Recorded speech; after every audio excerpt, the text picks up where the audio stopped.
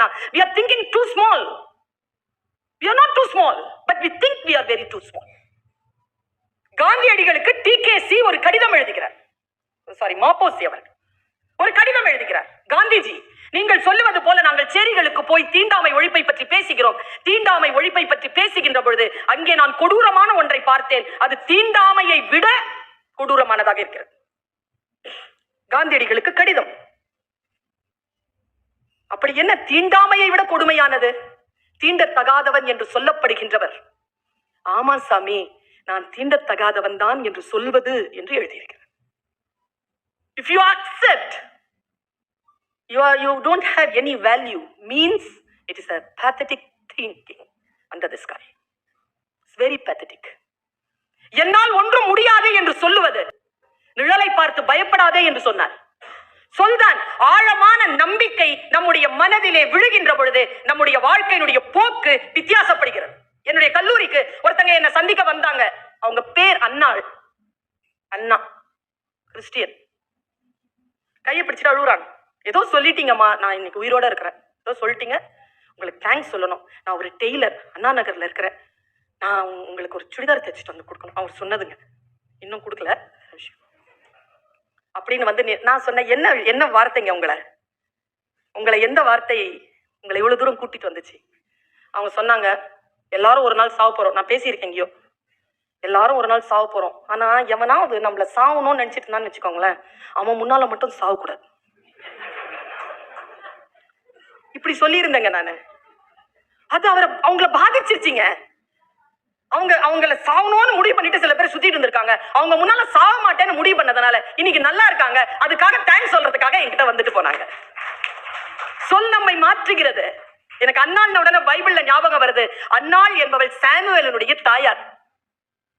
அவங்களுக்கு குழந்தை இல்லைங்க, குழந்தை இல்ல. சர்ச்ல வந்து கடவுள் கட்ட பைபிள்ல இருக்குங்க. கதறி அழுகுறாங்க. பார்க்கிறவங்க எல்லாம் சொல்றாங்களாம், நீ என்ன குடிகாரியா, குடிச்சிருக்கியா, இப்படி பேத்துற? அவ்வளோ அழுது அழுது அழுது அழுது எல்லாம் என்னென்னமோ பேசி, கடவுள்கிட்ட என்னென்னமோ பேசி சர்ச்ல இருந்து வெளியில வராங்க. பயங்கர ரிலாக்ஸா வராங்க, பயங்கர ரிலாக்ஸ், சிரிச்சுட்டே வராங்க. உள்ள அழுதுட்டு இருந்தாங்க, வெளில சிரிச்சிட்டு வராங்க. குழந்தை இல்ல அவங்களுக்கு, கர்ப்பத்தை அடைச்சிருந்தார் கடவுள்.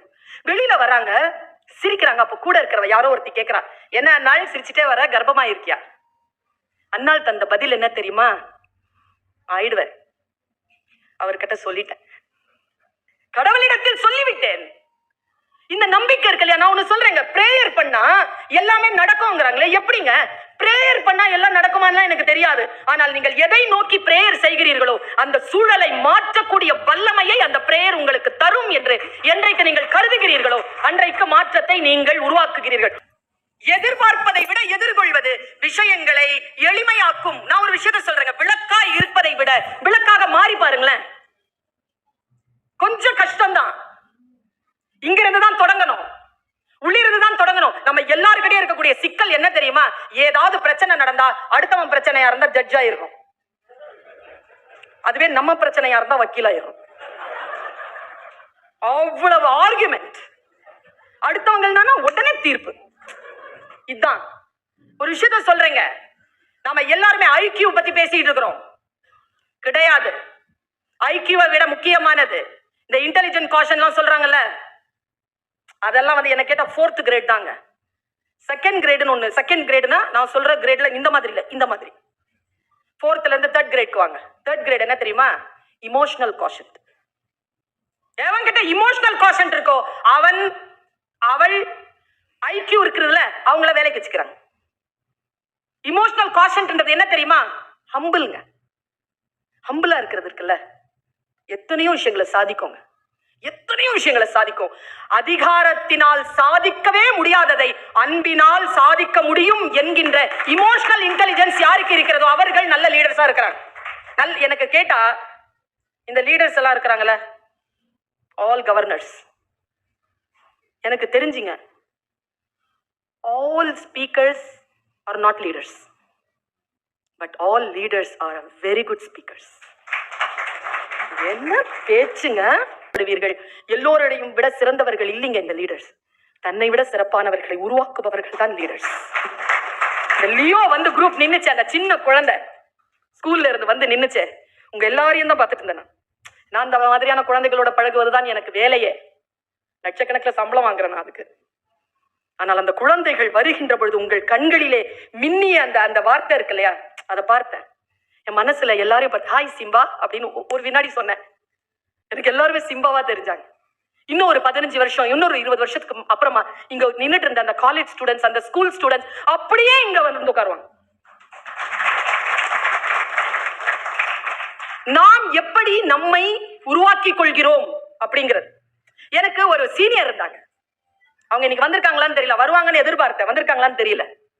அவங்க பேரு டாக்டர் சுபாஷினி. அவங்க என்னன்னு தெரியல, என் மேல வந்து அவங்க நிறைய இம்பாக்டை ஏற்படுத்திட்டாங்க. she born with a silver spoon. அவ்வளவு பணக்காரங்க, ஆனா இவ்வளவு கூட அந்த கர்வம் இருக்காதுங்க. என்னை கைப்பிடிச்சிட்டு ஒரே வார்த்தை சொன்னாங்க, பார்வின், ஒரு விஷயத்தை எதிர்கொள்றேன்னா அதனால் வரக்கூடிய அத்தனை கான்சிக்வன்சஸையும் சந்திக்கிற திறமை வச்சுக்கிட்டு அதை எதிர். நான் ஒரு வார்த்தை சொல்லவா?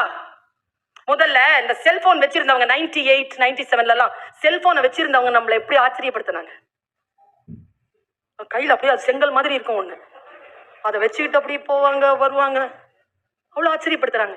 இன்னைக்கு யார் கையில செல்போன் இல்லையோ அவர்கள் நம்மை ஆச்சரியப்படுத்தி கொண்டிருக்கிறார். அவர்கள் மீது மரியாதை வந்து கொண்டிருக்கிறது நமக்கு. இன்னொரு விஷயம் சொல்லவா? ஒருத்தன் சொன்னா குப்பைக்காரன் வந்திருக்கான் குப்பை போடுன்னு. அப்பா சொன்னார், டேய், அவர் நம்ம குப்பையை எடுக்க வந்த சுத்தக்காரர், குப்பையை போடுறோமே நாம தாண்டா குப்பைக்காரர்னு சொன்னார். வார்த்தை சூப்பரா இருக்குல்ல? யாரிலிருந்து தொடங்குவது? கடவுளுக்கு நாமே ஒரு வடிவம் கொடுத்து இருப்பதனால் கடவுள் நேரிலே வந்தாலும் நமக்கு அடையாளம் தெரிவதில்லை என்று ஒருவன் சொன்னான். கடவுளும் மனுஷனும் சந்திச்சாங்களாம், 2 பேரும் ஒரே நேரத்துல சத்தம் போட்டாங்களாம், ஹை என்னை படைத்தவன். ஆச்சரியமா இருந்ததுங்க இந்த சொல். இதுக்கு மேல ஆஸ்திகத்தையும் நாஸ்திகத்தையும் பேசிட முடியுமா? சொல்தான். ஒரு மெழுகுவர்த்தியின் தியாகத்தை விட குறைந்தது இல்லை ஒரு தீக்குச்சியின் மரணம்.